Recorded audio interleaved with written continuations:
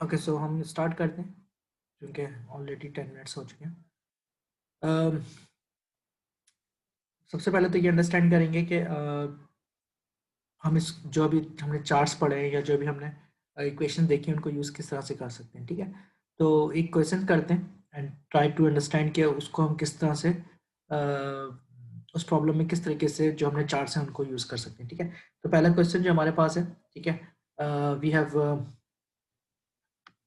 इसको हम हटाते हैं। Water flows at a rate of 10 gallons पर मिनट, ठीक है। तो एक सिंपल हमारे पास हॉरिजॉन्टल पाइप है, ठीक है, जिसके अंदर से वाटर फ्लो कर रहा है at a rate of 10 gallons पर मिनट, ठीक है। 0.75 इंच इसका डायमीटर है और ये गैल्वेनाइज्ड आयरन पाइप है, ठीक है। तो जैसे मैंने अभी आगे पीछे आपको पहले बताया था, ठीक है, कि जब भी आप टर्बुलेंट फ्लो स्टडी कर रहे होते हैं तो आपको रफनेस चाहिए होती है एंड रफनेस के लिए आपको ये पता होना चाहिए कि उस पाइप का मटेरियल कौन सा है, ठीक है। तो मटेरियल अगर मुझे पता होगा तो मैं इजीली जो हमारे पास गिवन नंबर्स हैं, ठीक है, उनको यूज़ कर सकता हूँ। यूजुअली अगर आपके पास बुक के अंदर वो गिवन नहीं है तो फिर जो मैन्युफैक्चरर होता है वो आपको प्रोवाइड कर सकता है, ठीक है।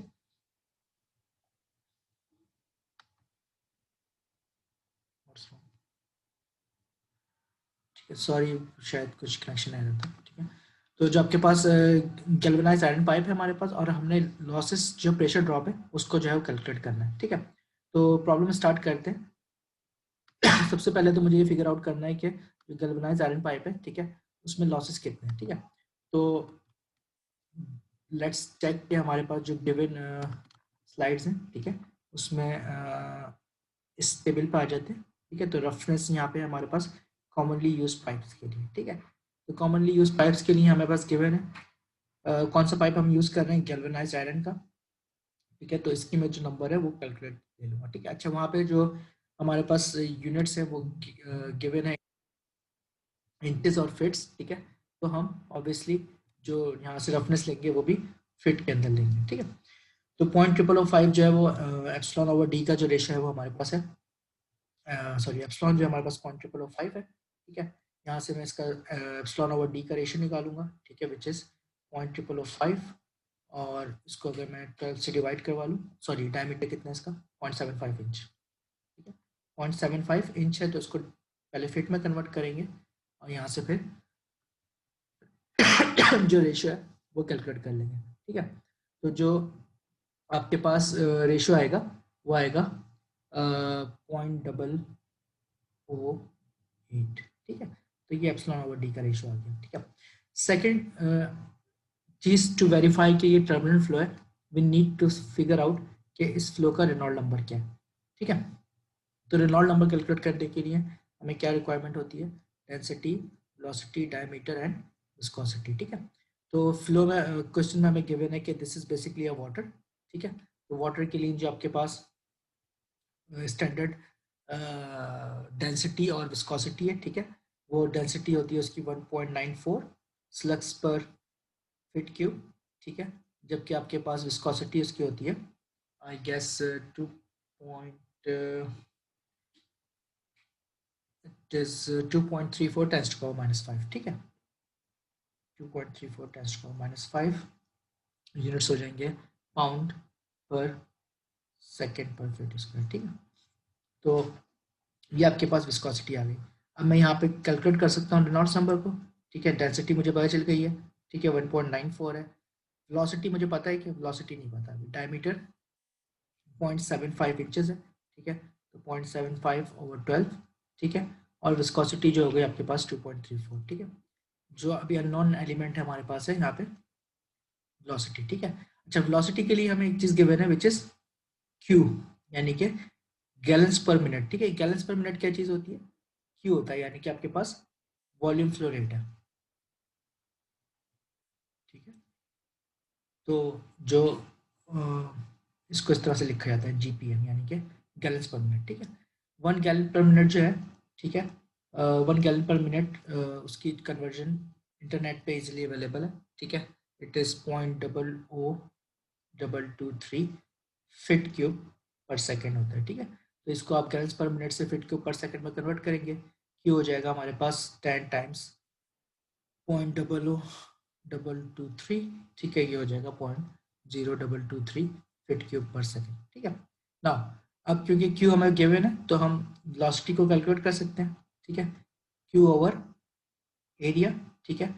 तो एरिया जो हमारे पास हो जाएगा वो हो जाएगा pi over 4 diameter of the, और पाइप है, पाइप का डायमीटर कितना हो जाएगा डी स्क्वायर, ठीक है। तो ये मैं सिंपल यूज कर सकता हूँ 0.003, सॉरी आई गेस एक एक्स्ट्रा जीरो लगा दिया मैंने, 0.0223 pi over 4 diameter is 0.75 over 12 इसका स्क्वायर, ठीक है। वेलोसिटी जो हमारे पास आएगी it is 7.27 feet per second, ठीक है। तो वंस आपके पास वेलोसिटी आ गई, now we can substitute it in the Reynolds equation, ठीक है, विच इज 7.27, ठीक है, 0.75 ओवर 12, और नीचे आपके पास विस्कोसिटी 2.34 10 to the -5, और आपके पास रेनॉल्ड नंबर आ जाएगा इसको कैलकुलेट करने के बाद 3.76 10 to the power 4। अच्छा, एज आई टोल्ड यू कि आपको ये देखना है कि बेसिकली ये नंबर जो है वो 2100 से ज़्यादा है, सॉरी 4000 से ज़्यादा है कि नहीं है, ठीक है। टर्बुलेंट के लिए 4000 से ज़्यादा होना ज़रूरी है, ठीक है। तो इसको आप नोटिस कर लो कि अगर ये 4000 से ज़्यादा है कि नहीं है, ठीक है, देन यू कैन इजीली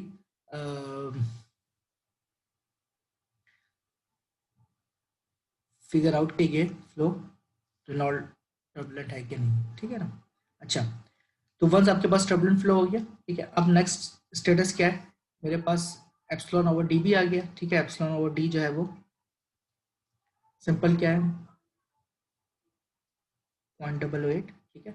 अब मैं क्या कर सकता हूँ यहाँ पे, या तो वो जो इक्वेशंस मुझे गिवन है, ठीक है, उनको यूज़ कर सकता हूँ, या मोडी चार्ट यूज़ कर सकता हूँ to find out the friction factor, ठीक है। क्योंकि आपके पास हेड लॉसेस अगर आपको कैलकुलेट करने होंगे, ठीक है, तो हेड लॉसेस कैलकुलेट करने के लिए यू नीड टू कैलकुलेट दी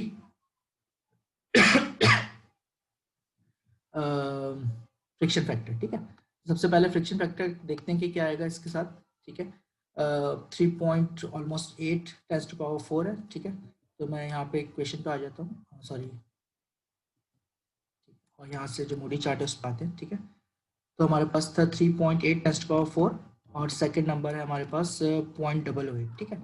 सबसे पहले तो मैं 0.008 देखता हूँ, ठीक है। 0.008 इज दिस वन, ठीक।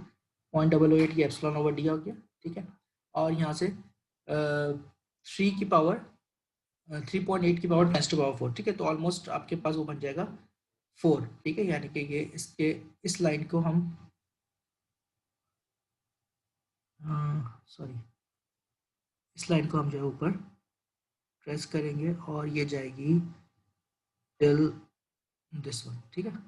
अगर आप यहाँ से मैं अगर जाऊँ, ठीक है, तो ये वाली लाइन, ठीक है। अब यहाँ पे हम सिंपल ये क्रॉस हमने देख लिया, ठीक है। ये वाला जो नंबर है ये ऑलमोस्ट 3.8 10 to the power 4 है, ठीक है। और ये जो नंबर है ये हमारे पास 0.008 है, ठीक। इन दोनों ने जहाँ पे इंटरसेक्ट किया उस लाइन को फिर मैं यहाँ से देख सकता हूँ, ठीक है। ये आ जाएगा हमारे पास 2468, ठीक है। ये हो जाएगा 0.038, ठीक है। 0.038 जो है हमारे पास फ्रिक्शन फैक्टर आ जाएगा, ठीक है। तो 0.038 या 0.3038 जो आपके पास फ्रिक्शन फैक्टर आ जाएगा, आप इसको यूज करेंगे, और फिर देन जो हेड लॉस का फॉर्मूला है, ठीक है, आइदर डायरेक्टली आप हेड लॉस कैलकुलेट कर सकते हैं FL ओवर डी, ठीक है, which is sorry FL over D, ठीक है। V स्क्वायर ओवर 2G से हेड लॉस कैलकुलेट कर सकते हैं, या डायरेक्ट प्रेशर ड्रॉप भी कैलकुलेट कर सकते हैं, which is FL rho V square over 2, ठीक है ना। सिर्फ इस इक्वेशन को अगर आप यूज करेंगे तो हेड लॉस के साथ बाद में जाके गैमा को मल्टीप्लाई कर दीजिएगा तो आपके साथ डेल्टा पी आ जाएगा, ठीक है। या फिर डायरेक्टली डेल्टा पी की इक्वेशन यूज कर सकते हैं, ठीक है। अच्छा, यहाँ पे हम एनर्जी इक्वेशन क्यों नहीं यूज कर रहे, क्योंकि आपको पता है कि सिर्फ और सिर्फ हॉरिजॉन्टल पाइप है, ठीक है। जो भी प्रेशर ड्रॉप अपेयर हो रहा होगा वो सिर्फ और सिर्फ उसकी फ्रिक्शन की वजह से हो रहा होगा, ठीक है। इसलिए मैंने एनर्जी इक्वेशन को यूज नहीं किया, ठीक है। अदरवाइज अगर कोई एलिवेशन या कोई और पंप होता है या कोई टर्बाइन होती तो फिर हम उसके लिए फिर वो एनर्जी इक्वेशन को यूज़ कर रहे होते, ठीक है। तो सिंपल अब हम क्या कर सकते हैं, इस इक्वेशन के अंदर प्रेशर ड्रॉप को कैलकुलेट कर लेते हैं, ठीक है। फ्रिक्शन फैक्टर को मैं इंट्रोड्यूस करवा देता हूँ, which is 0.038 10 to the power 4, ठीक है। और यहाँ से जो हेड लॉस का फॉर्मूला है, ठीक है, आइदर डायरेक्टली आप हेड लॉस कैलकुलेट कर सकते हैं, या फिर डायरेक्टली डेल्टा पी कैलकुलेट कर सकते हैं, विच इज़ 0.038 ठीक है, जो हमने वहाँ से कैलकुलेट किया। ठीक है, लेंथ जो है हमारे पास, length of the pipe is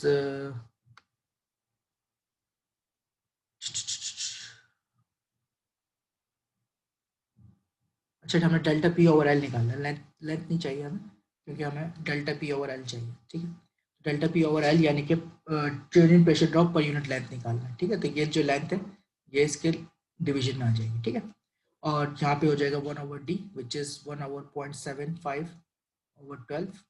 density 1.94 है। ठीक है, वेलोसिटी हमने कैलकुलेट की थी 7.27। ठीक है, इसका स्क्वायर और डिवाइड बाई 2। ठीक है, तो जो नंबर हमारे पास आएगा विच इज़ 30.4 पाउंड पर फिट क्या होना चाहिए, स्क्वायर क्यूब होना चाहिए। ठीक है ना, क्योंकि ये पर यूनिट लेंथ है ना, तो सिर्फ प्रेशर की यूनिट क्या होती है, पाउंड पर फिट स्क्वायर होती है। ठीक है, और पर यूनिट लेंथ है तो ये पाउंड पर फिट क्यूब हो जाएगा। ठीक है, ओके। इसको आप चाहें तो इसको PSI में भी कन्वर्ट कर सकते हैं, यानी कि पाउंड पर फिट स्क्वायर से। ठीक है, पाउंड पर फिट स्क्वायर से अगर मुझे कन्वर्ट करना हो पाउंड पर इंच स्क्वायर में, ठीक है, तो फिर मैं डिवाइड कर देता हूँ उसको 144 से। ठीक है, तो अगर मैं इसको 144 से डिवाइड कर लूँ तो ये टर्म जो कन्वर्ट हो जाएगी इनटू पाउंड पर स्क्वायर इंच पर फिट।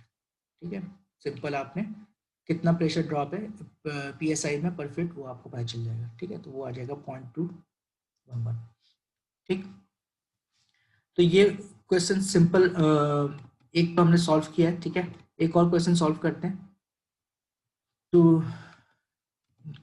Understand it better. ठीक है, तो पहला क्वेश्चन में तो ये सिंपल मैंने कैलकुलेशंस आपको बता दी कैसे हो रही है। ठीक है, सेकंड क्वेश्चन क्या है, सेकंड क्वेश्चन है is basically air at standard conditions flows through a horizontal 1 bit by 1.5 bit rectangular duct। ठीक है, अच्छा, अब हमारे पास जो डक्ट है जैसे कि वो रेक्टेंगुलर है। ठीक है, उसकी साइजिंग हमें गिवन है कि वो 1.5 फीट है और 1 फीट है।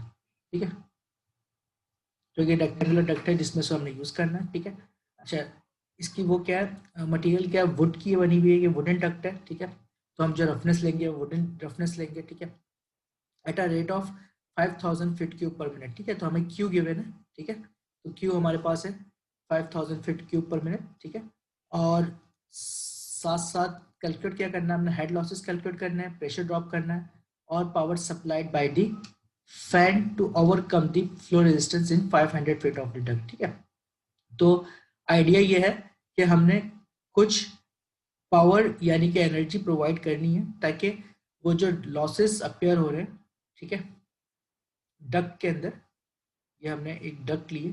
ठीक है, इस तरह से। ठीक है, इस डक्ट को हमने 3D में अगर हम विजुलाइज करें तो आपके पास क्या हो रहा है, इस लेंथ के अक्रॉस लॉसेस बन रहे हैं। ठीक है, वो लॉसेस क्या हो गए, यहाँ पे हमने एक फैन लगाया हुआ है। ठीक है, ये फैन कुछ एनर्जी प्रोवाइड कर रहा है ताकि वो लॉसेस को वो ओवरकम कर सके।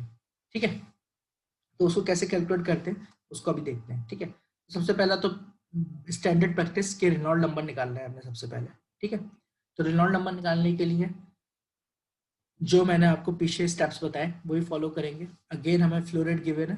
ठीक है, फ्लो रेट है 5000 फीट क्यूब पर मिनट। ठीक है, तो मैं इसको पहले सेकंड्स में कन्वर्ट कर लेता हूँ, 60 से डिवाइड किया, ये सेकंड्स में कन्वर्ट हो गया। ठीक है, नाउ सेकंड स्टेप इज क्या, हमें वेलोसिटी निकालनी है। ठीक है, तो क्योंकि यहाँ पे रेक्टेंगुलर डक्ट मौजूद है 1.5 फीट है और 1 फीट है, सॉरी ये इसको 1 कर लेते हैं, इसको 1.5 कर लेते हैं क्योंकि ये साइड बड़ी है। ठीक है, तो एरिया कितना हो जाएगा इसका 1.5 टाइम्स 1। ठीक है, ये इसका लेंथ इंटू ब्रेथ का जो एरिया है वो बन जाएगा आपके पास, लेंथ इंटू ब्रेथ का। ठीक है, लेंथ इंटू ब्रेथ आपके पास सिंपल आ जाएगी 1.5 इंटू 1। ठीक है, तो यही चीज़ हमने यहाँ पे यूज़ की है एरिया के लिए। ठीक है, और इसको डिवाइड करवा दिया एरिया से तो हमारे पास वेलोसिटी आ जाएगी।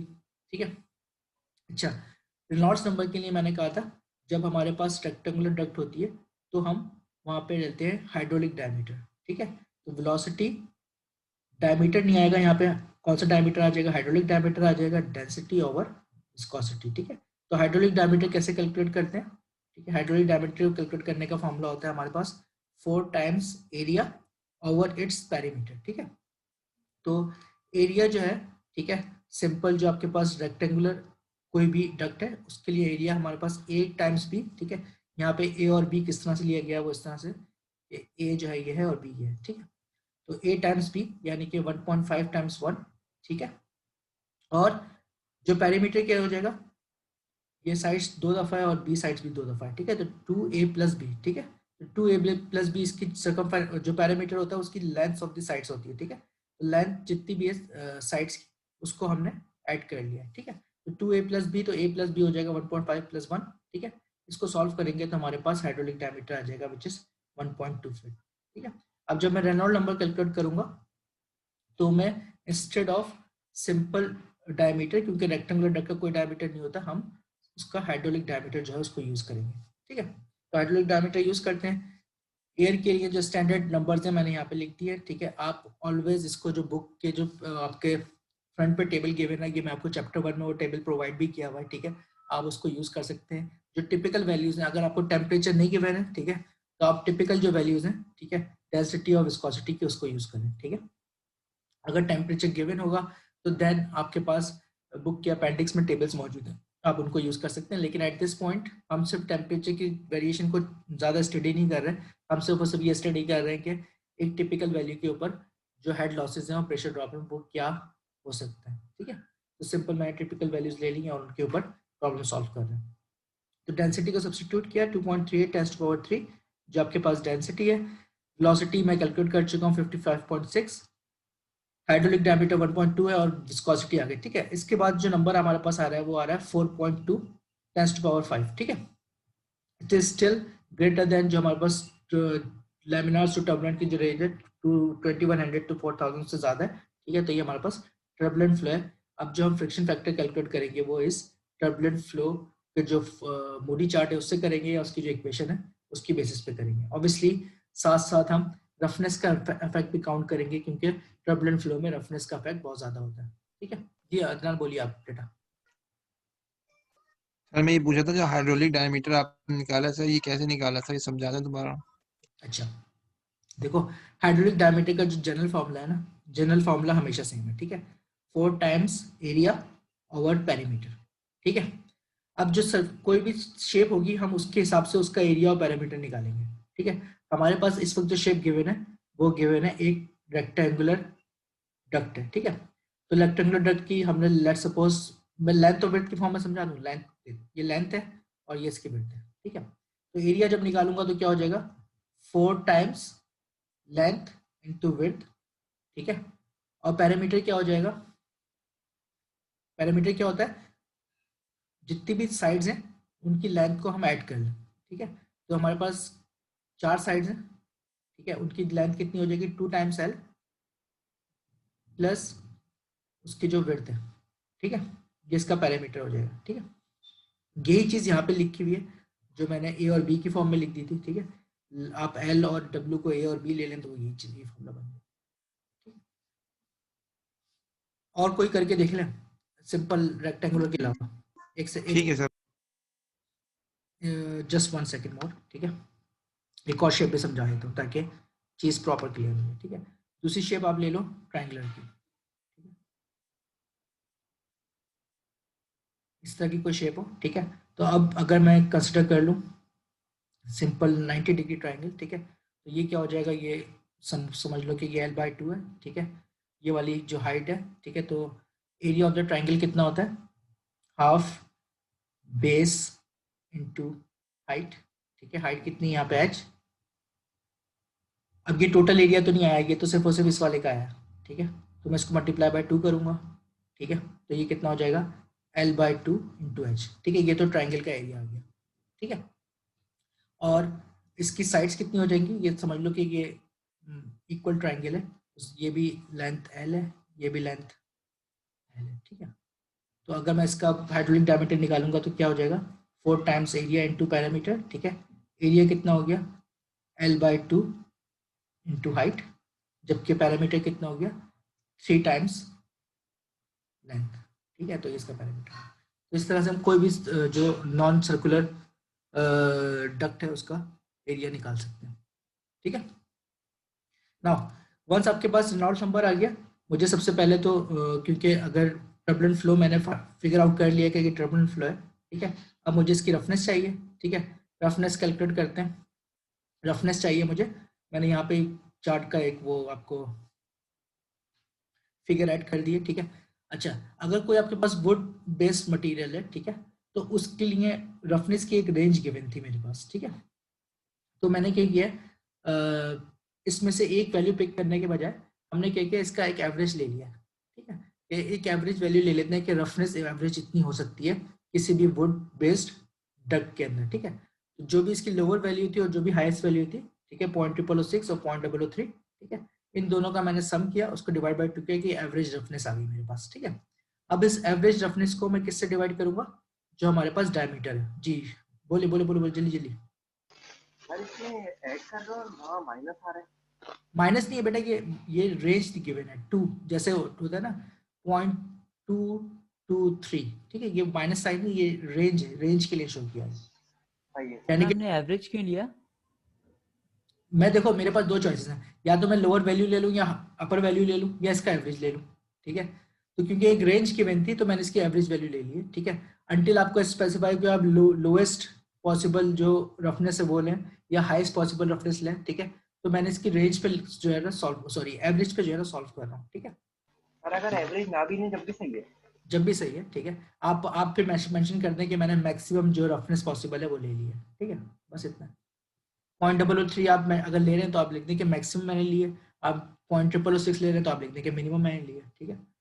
प्रॉब्लम जो है ना उसकी कैलकुलेशंस जो है वो सिर्फ और सिर्फ आपके पास पैटर्न वही रहेगा, सिर्फ और सिर्फ आपका ये फिगर आउट करना हमें इजी हो जाएगा अगर आप मेंशन कर देंगे आपने कौन सी रेंज ली है, ठीक है। ओके, तो वंस आपने एवरेज वैल्यू कंसिडर कर ली, ठीक है, तो 0.0018 जो है इसकी रफनेस आ गई, मैंने इसकी हाइड्रोलिक डायमीटर से डिवाइड किया तो मेरे पास ये नंबर आ गया 0.0015। अब मेरे पास क्या हो जाएगा अगेन 0.0015 एप्सिलॉन ओवर डी, और जो रेनॉल्ड नंबर था कितना था 4.2 टेंस टू पावर 5, ठीक है, RE 4.2 टेंस टू पावर 5, ठीक है। तो अगेन अब मैं उस पर जाते हैं चार्ट के ऊपर, ठीक है। चार्ट में 0.0015 जो है वो इन दोनों के बीच में कहीं होगा, ठीक है, ओके। और जो 4.2 टेंस टू पावर 5 है वो टेंस टू पावर 5 यहाँ से स्टार्ट होता है, ठीक है, 4 ये आ गया, ठीक है, तो 4.2 समवेयर 4 ही को मैं ले लेता हूँ, ठीक है। अच्छा, इसमें थोड़ा सा चार्ट के अंदर जो है ना वो यू कैन सी के हमारे पास अप्रॉक्सीमेशन रिक्वायर्ड होती है क्योंकि इक्वेशन से ज़्यादा एक्यूरेट वैल्यू आ सकती है, ठीक है, क्योंकि मैंने 4 को 4.2 ली, इससे ज़्यादा डेसिमल छोटा मैं कर नहीं सकता यहाँ पे, ठीक है। तो जो आपके पास सेंटर की लाइन होगी 0.005 की वो कुछ इस तरह से बन रही होगी, ठीक है। यहाँ पे 0.02 है, 0.015 यहाँ पे कहीं आ रही होगी। और अब मैं वापस यहाँ पे जाता हूँ तो सॉरी थोड़ी लाइन जो है वो स्ट्रेट नहीं रहेगी, ये ऊपर वाली लाइन आएगी शायद 0.001 0.02 बन जाएगा, ठीक है ना। अगेन रिपीट कर देता हूँ, यहाँ पे जो नंबर मैंने लिया है वो 4.2 टेंस टू पावर 5 है, ठीक है, जबकि यहाँ पे जो रफनेस है वो 0.0015 जो हमारे पास क्वेश्चन में गिवन थी, ठीक है। मेरे पास 0.0015 की कोई एग्जैक्ट लाइन मौजूद नहीं थी, ठीक है, तो मैंने इन दोनों का जो एक एवरेज एज्यूम करके एक लाइन यहाँ पे कंसिडर की है, ठीक है ना, ताकि ऑब्वियसली 0.00 के बीच में वो लाइन बन रही होगी, ठीक है, और उसी ट्रेंड को फॉलो किया जो इन दोनों लाइन का एवरेज ट्रेंड है, ठीक है। तो ये जो नंबर हमारे पास आ गया 0.02 आ गया, ठीक है। अच्छा, अब हम सोल्यूशन के अंदर अगेन ये नंबर सब्स्टिट्यूट करेंगे, ठीक है, 0.02 को, ठीक है। और नाउ अब मैं हेड लॉसेस को कैलकुलेट कर सकता हूँ। क्वेश्चन में मुझे क्या क्या रिक्वायरमेंट थी, हेड लॉसेस चाहिए, प्रेशर ड्रॉप चाहिए और पावर चाहिए, ठीक है। अभी सबसे पहले तो इजी वाला काम कर लेते हैं, हेड लॉस और प्रेशर ड्रॉप को देख लेते हैं, ठीक है। हेड लॉस को कैलकुलेट करूंगा तो you can understand head loss simple क्या होंगे, फ्रिक्शन L/D V²/2G, ठीक है। तो ये यहाँ पे नंबर सब्स्टिट्यूट करते हैं, 0.02 मैंने फ्रिक्शन फैक्टर निकाला मूडी चार्ट से, ठीक है। लेंथ ऑफ द डक्ट मुझे इस प्रॉब्लम में गिवन थी, ये 500 फीट है जिसके अंदर रेजिस्टेंस प्रोड्यूस हो रही है, ठीक है। तो यहाँ पे 500 फीट ले लिए, डायमीटर 1.2 है, वेलोसिटी 55.6 है और ग्रेविटी जो है वो 32.2 हो जाएगी इन दी FPS सिस्टम, ठीक है। तो हाइड्रोलिक लॉसेस आ जाएंगे आपके पास 440 फीट के, ठीक है। अगर प्रेशर ड्रॉप निकालना है तो सिंपल गैमा से मल्टीप्लाई कर लूंगा इसको, ठीक है। तो हमारे पास प्रेशर ड्रॉप आ जाएगा, ठीक है। और आप एनर्जी इक्वेशन से भी देख सकते हैं कि एनर्जी इक्वेशन में ये जो दोनों टर्म्स ही ये कैंसिल आउट हो रही थी बिकॉज ऑफ द फैक्ट के फुली टर्बुलेंट फ्लो है, फुली डेवलप फ्लो है, सॉरी, ठीक है। Fully develop flow horizontal pipe होगा, ठीक है। तो Z1 और Z2 भी बराबर हो जाएगा, ठीक है। तो जितना भी आपके पास लॉसेस बनेंगे, जो प्रेशर ड्रॉप आएगा वो सिर्फ और सिर्फ किसकी वजह से आएगा, आपके हेड लॉसेस की वजह से आएगा, ठीक है।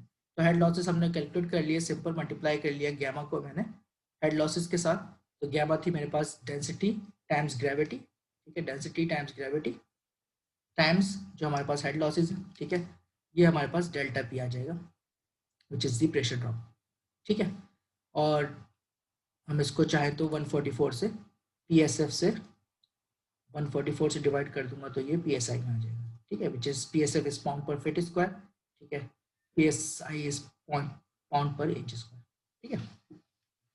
अच्छा, अब लास्ट जो इसका प्रॉब्लम का पार्ट रह गया वो है कि आपने फैन की पावर को फाइंड आउट करना है कि कितनी फैन की पावर चाहिए, ठीक है, इस रेजिस्टेंस को ओवरकम करने के लिए, ठीक है, ताकि हम फ्लो रेट को मेंटेन रख सकें, ठीक है।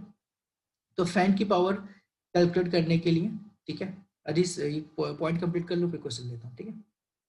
फैन की पावर कैलकुलेट करने के लिए हमारे पास किसी भी पंप की या फैन की पावर फाइंड आउट करनी हो, ठीक है, जहाँ पे हम एनर्जी ऐड कर रहे हैं, ठीक है। तो उसका फॉर्मूला होता है Q यानी कि फ्लो रेट टाइम्स जितना भी प्रेशर ड्रॉप हो रहा है, ठीक है। जितना भी प्रेशर ड्रॉप है उसको फ्लो रेट से मल्टीप्लाई कर दूं तो मेरे पास पावर आ जाती है, ठीक है। और आप इसको देख भी सकते हैं कि बेसिकली फ्लो रेट जो है वो किस में होता है, फीट क्यूब पर सेकंड में होता है, ठीक है। प्रेशर ड्रॉप जो होता है वो होता है आपके पास पाउंड पर फीट स्क्वायर में, ठीक है। यहाँ से जो आपके पास टर्म बचेगी वो पाउंड पर पाउंड फीट पर सेकंड हो जाएगी, ठीक है। तो ये पाउंड फीट जो हो जाएगा ये ऑब्वियसली किसके बराबर हो जाएगा, ये आपके पास वर्क के बराबर हो जाएगा। और पर सेकंड तो वर्क डन पर सेकंड क्या हो जाता है आपके पास, पावर हो जाती है, ठीक है ना। तो सिंपली जो Q है, ठीक है, उसको मैंने जो प्रेशर ड्रॉप आया है, ठीक है, यहाँ पे डेल्टा P उसके साथ मल्टीप्लाई कर लिया। तो 83.33 को जो हमारे पास फ्लो रेट हमने पीछे कैलकुलेट किया था, ठीक है, 83.33 को, ठीक है, हमने 33.722 से मल्टीप्लाई किया तो हमारे पास ये पावर आ गई है, ठीक है, इन पाउंड फीट पर सेकंड, ठीक है। ऑब्वियसली जो आपके पास स्टैंडर्ड प्रैक्टिस है उसमें पावर को हम HP यानी कि हॉर्स पावर में राइट करते हैं, ठीक है। तो इस टर्म को हम डिवाइड करवाएंगे 550 से, जो HP में कन्वर्ट कर रहा होता है उसको हॉर्स पावर में, तो हमारे पास 5 हॉर्स पावर का जो है वो फैन रिक्वायर्ड होगा, ठीक है।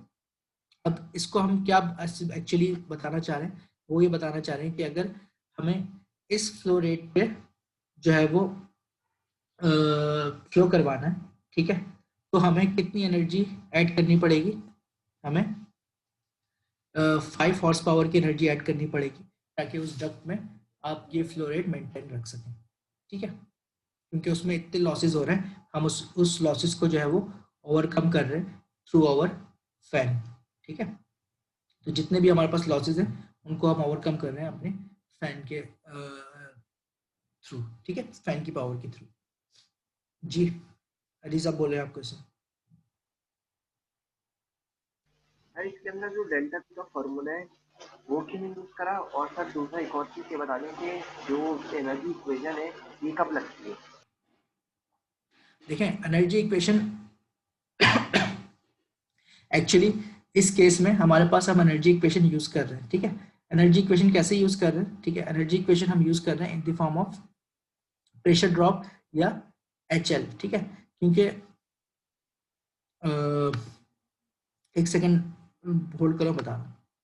सबसे पहले आसान वाला जवाब दे दूं फिर मैं तुम्हें बाकी जवाब देता हूँ, ठीक है। सबसे पहले आपने कहा डेल्टा P क्यों नहीं यूज किया, ठीक है। डेल्टा P का मतलब क्या होता है, चेंज इन प्रेशर, ठीक है। तो ये P1 माइनस P2 क्या है, ये चेंज इन प्रेशर को रिप्रेजेंट कर रहा है, ठीक है।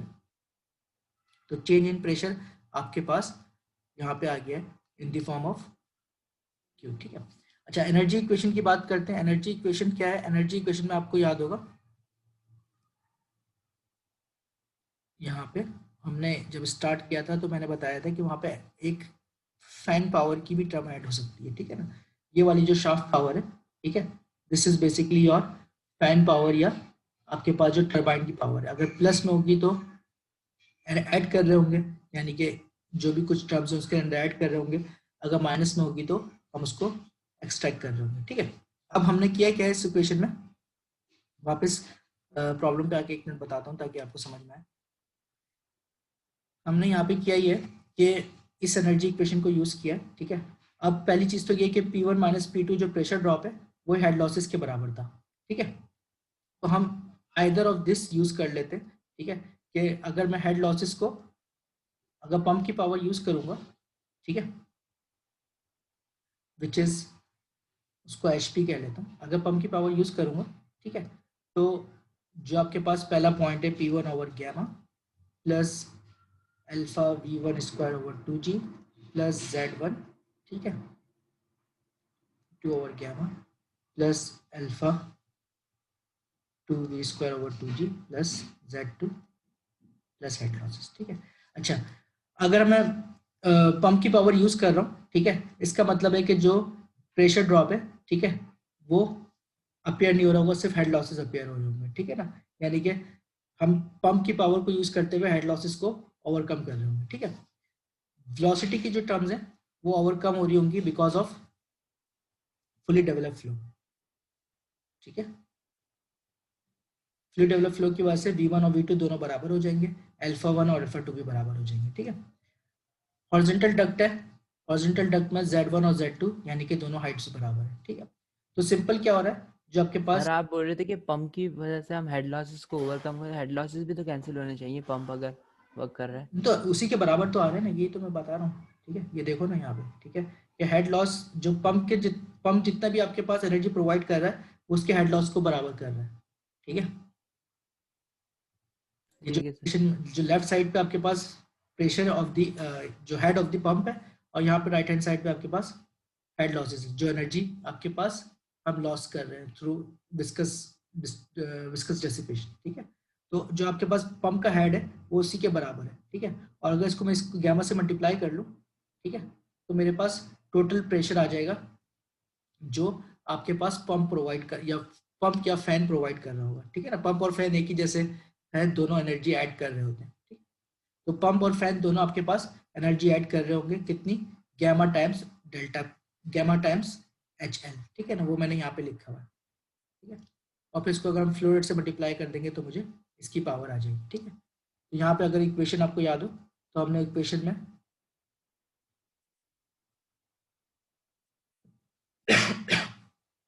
इस शाफ्ट पावर को जो गैमा से जो है वो डिवाइड करवाया हुआ था, ठीक है। ये टोटल शाफ्ट पावर जो होगी उसमें mass flow rate obviously included होता है, ठीक है ना। तो यहाँ पे हमने Q से इसलिए उसको मल्टीप्लाई करवाया ताकि हम उसके मास फ्लो रेट को ऐड करवा सकें, ठीक है। ओके, तो जितना भी टोटल प्रेशर ड्रॉप मैंने कैलकुलेट कर लिया, उसके बाद हम सिंपल उसकी Q से अगर उसको मल्टीप्लाई करवा लूँ तो मुझे पंप की रिक्वायरमेंट पता चल जाएगी कितना आपने जो है वो एनर्जी प्रोवाइड करनी है उसको, ताकि आपका प्रेशर जो है उसमें मेंटेन रहे, ठीक है।